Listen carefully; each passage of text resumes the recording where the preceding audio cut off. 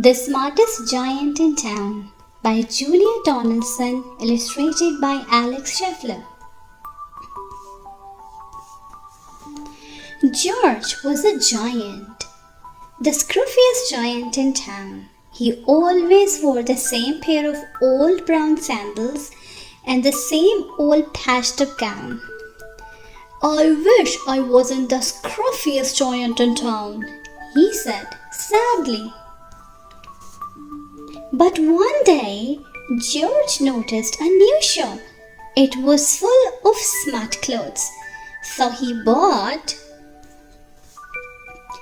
a smart shirt, a smart pair of trousers, a smart belt, a smart stripy tie, some smart socks with diamonds up the sides, and a pair of smart shiny shoes. "Now I am the smartest giant in town," he said proudly. George left his old clothes behind in the shop. He was about to go home when he heard a sound. On the pavement stood a giraffe who was sniffing sadly. "What's the matter?" asked George. "It's my neck," said the giraffe. "It's so very long and so very cold. I wish I had a long, worn scarf."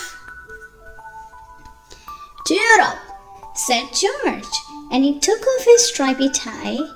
"It didn't match my socks anyway," he said, as he wound it around and round the giraffe's neck. It made a wonderful scarf. "Thank you," said the giraffe. As George strode towards home, he said to himself, "My tie is a scarf for a cold giraffe, but look me up and down, I'm the smartest giant in town." George came to a river. On a boat stood a goat who was bleating loudly. "What's the matter?" asked George. "It's my sail," said the goat. "It blew away in a storm. I wish I had a strong new sail for my boat." "Cheer up," said George, and he took off his new white shirt.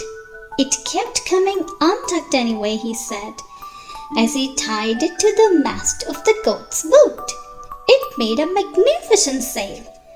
"Thank you," said the goat. George strode on, singing to himself, "My tie is a scarf for a cold giraffe. My shirt's on a boat as a sail for a goat. But look me up and down, I'm the smartest giant in town." George came to a tiny ruined house. Beside the house stood a white mouse with lots of baby mice. They were all squeaking. "What's the matter?" asked George.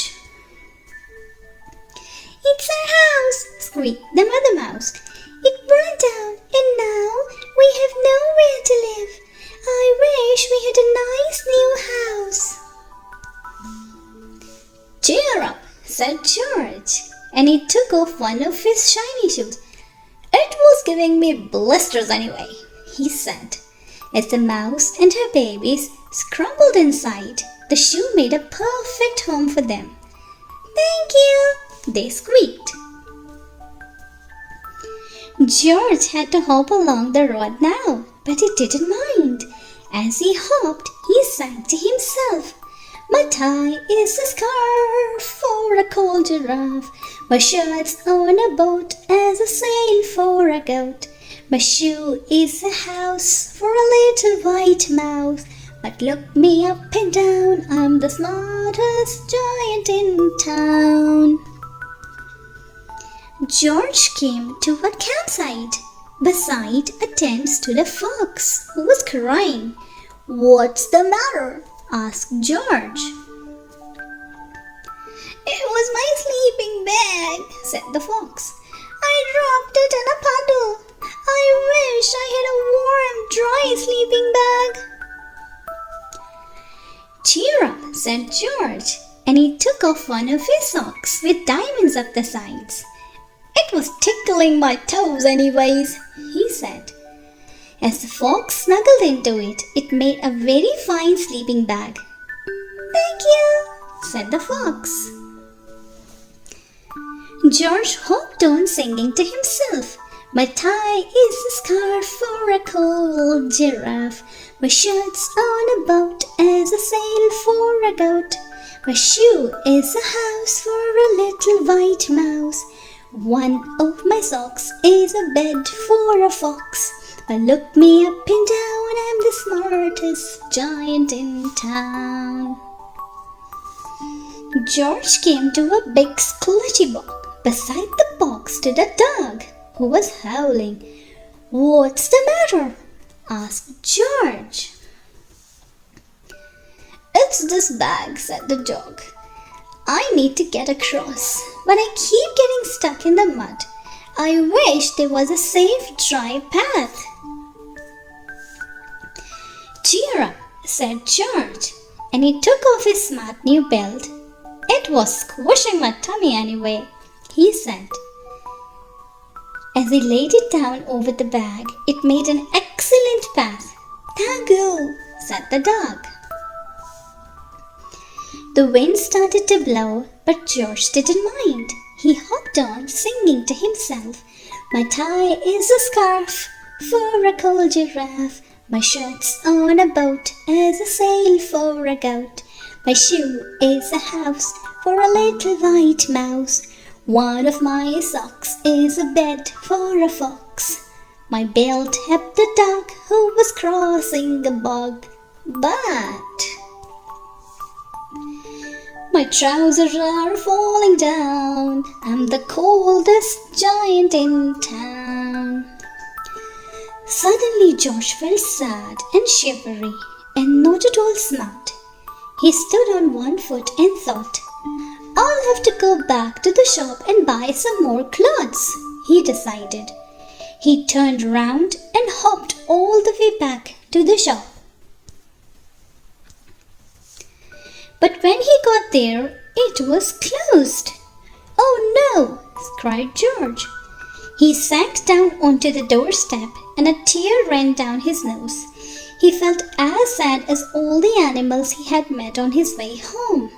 Then, out of a corner of his eye, he saw a bag with something familiar poking out of the top. George took a closer look. My gown, he yelled. My dear old gown and sandals. George put them on. They felt wonderfully comfortable. I'm the coziest giant in town, he cried, and he danced back home along the road. Outside his front door stood all the animals he had helped. They were carrying an enormous present. Come on, George, they said. Open it. George untied the ribbon. Inside was a beautiful gold paper crown and a card. Look inside the card, George, said the animals. George put the crown on his head and opened the card. Inside it said, your tie is a scarf for a cold giraffe. Your shirt's on a boat as a sail for a goat. Your shoe is a house for a little white mouse. One of your socks is a bed for a fox.